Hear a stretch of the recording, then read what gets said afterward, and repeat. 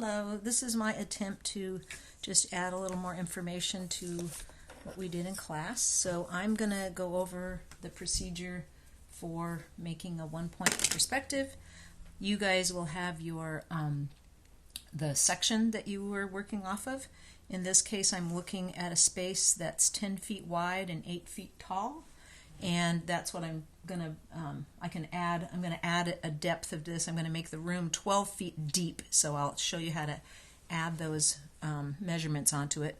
This line down here, the base, is called the ground line. This frame that we're looking at is called the picture plane. It's the one place where all true measurements can be taken and then projected back into the perspective drawing. So in this case, we also are going to be doing a standing eye level perspective. So I'm going to use the horizon line at 5 feet, which is the equivalent to where your eyes would be. And in this case, I'm going to put the vanishing point, which would be the equivalent of my eyes. I would be standing right here in the room looking straight ahead. And so I'm going to be standing over here at 4 feet, and I'm going to be putting the vanishing point there, and I like to make it a pinpoint so that in case I start erasing, that pinpoint stays there. So all of my lines that are perpendicular and all the parallel lines that are that follow my line of sight will all vanish to that vanishing point. From there, I'm going to trace the base of the space. So here's my floor line at 10 feet. It goes back to the vanishing point, and this space right here goes back to the vanishing point. So at the moment, I have the base outline of the floor level on here. What I'm going to do is now create what's called a measuring point, and if you look at this will give me a diagonal across the space. And if you look at when you look at a rectangle or a square, if I move over a certain amount and go up and hit that diagonal and go off to the side, this is X and this is X. So I can keep getting that measurement across there. One of the other things I want to do is this is 10 feet wide, and the rule of thumb that we're going to be using for how to find depth in this is that this is 5 feet, but you could also make your your horizon line. You could also make your horizon line 6 feet if you wanted to, or exactly where the middle of your eye is if you measured it up. So 5 feet is what I use. It's a very general horizon line. So in this, I'm going to find the rule of thumb is the distance halfway between whatever you've called your ground line and wherever the ground line is and whatever you've called your horizon line, halfway between them, that distance is equal to the same distance you have across here. So this is equal to X, and 1/2 of this distance is also equal to X. So 10 feet, 10 feet. So back in my space, if I look across here, I'm going to lightly mark where the 10 feet mark is. And this is where I'm going to take this diagonal that I was talking about. So I'm going to move across the room. I'm going to go from corner to corner to create this diagonal, and I'm going to have it come up and meet the horizon line. This point right here is what we call a measuring point. And I will be able to locate by creating this diagonal there, I'll be able to create other measurements within our drawing here. So I told you that this was going to be 12 feet deep. So I already know right here that I have a 10-foot depth. So the same way, if this diagonal were to continue on, I could come out here, distance and distance, and this would still be, if this is distance Y, that's distance Y. So it's the same. So I want to add 12 feet to the depth of my room. So now I'm going to go over here and add 2 feet to the side of my drawing here. 1, 2. and I want to go up. I'm going to take that point. There's a +1 and +2, so I can get that equals 12 across now. I'm taking this back to the vanishing point.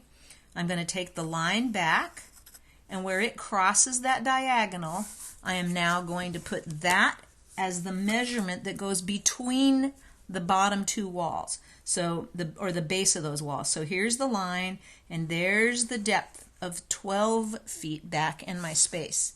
So that's a 10-foot wide, 12-foot deep space. And now I'm going to make lines that represent the corners of the room. And you can overdraw these, that's fine. You're just constructing it. Now I'm going to bring the top of the walls back to the vanishing point until they hit the hit the top of the wall. And then I'm going to come here, do the same thing, and then I'm going to bring that across here. So there's the base of my room. It's 8 feet tall, it's 10 feet wide, and it's 12 feet deep. So 8 by 10 by 12. That's my space in here. So now I'm going to use a similar method to find a couple of things inside the room. On the left-hand side, I'm going to locate a door. So, and by putting my vanishing point over to the right, I see a little bit more of the room on the left-hand side. And you can intuitively realize the closer I get to this wall, the more I'm going to be able to see that wall. So I'm going to put a door that's 1 foot back. So I'm going to use the similar procedure here. I'm going to move over 1 foot from this wall, and I'm going to show you something else here. So I created a diagonal across here. I can do exactly the same thing here. I'm going to make that same diagonal. I'm just going to draw it across the room. Doesn't matter which direction that goes, right? Same thing happens, up and over. That's exactly what I'm doing here. So I'm now going to move over 1 foot on this wall. So I've moved up, and now I'm going to carry that over to where it crosses that diagonal, and there's 1 foot back in the space. I'm going to have the door be 3 feet wide, so 1, 2, 3 from that mark that I had before, which is here. So I'm going to take that up, and remember, you take it up to the vanishing point until it touches the diagonal, and then you bring that across to the wall, and there's the bottom 2 points of my door. My door is going to be 6'8". So now I'm going to go here and find my 8 inches and mark those on the drawing here. 6'8", 2, 4, 6, 8. And then I'm going to bring that back to the vanishing point, so I have a trace mark of that height along this wall. I don't need to bring it all, draw the whole thing. I'm just going to get that mark there. And now I'm going to bring my lines up for the door.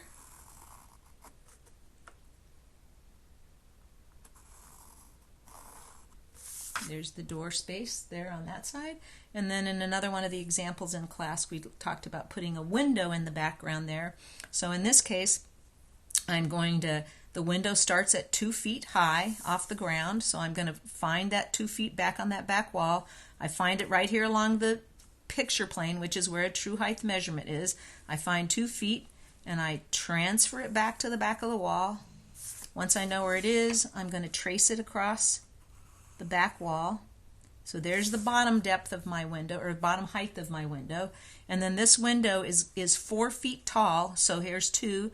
1, 2, 3, 4, or go up to 6 feet, and trace that along the wall here, and then find that measurement along the back wall here. There we go. And now I'm going to place it in the middle of this space. So there's 5 feet. So I know where the middle of the room is back there. Oops. I know that I'm going to base it on 5 feet, and I'm going to have the window be 4 feet wide, so I'm going to go 2 feet on either side of the 5 foot mark. So 1, 2, and I'm going to take that point back to the wall, to the base of the wall here, and I'm going to take 2 feet on the other side of it, take that back to the base of the wall. Oops. And then I'm going to trace those lines up to the measurements, so at 2 feet and 6 feet, or we'll actually outline the window that we're looking at. So here we go. I'm just going to put the outline here, and here we go, outline here, and that's the location of the window on the back wall. And then, oops, and then I was mentioning that also it has a little bit of depth in it, so you want to go ahead and because it's a drawing, you can just give it, sort of use artist license and give it a little bit of depth, and you can look at your window and decide how narrow that looks. And honestly, you know, you could measure this out, but for this size of a space and at this scale, I think just giving it the illusion of depth is good enough for our purposes. You're not going to draw from this drawing, you're just going to give somebody a sense of what the space looks like. So that's what we're trying to do here. So there's the back of the window, there's the door. We figured out how to add the space so you can locate things inside and outside. And then you guys will be adding the 5 inches for the wall and a foot for the depth of the floor and roof, just to imply that you're looking at the space, and then you'll poche around it. And this is a section perspective. All right, thank you. Hope that helps.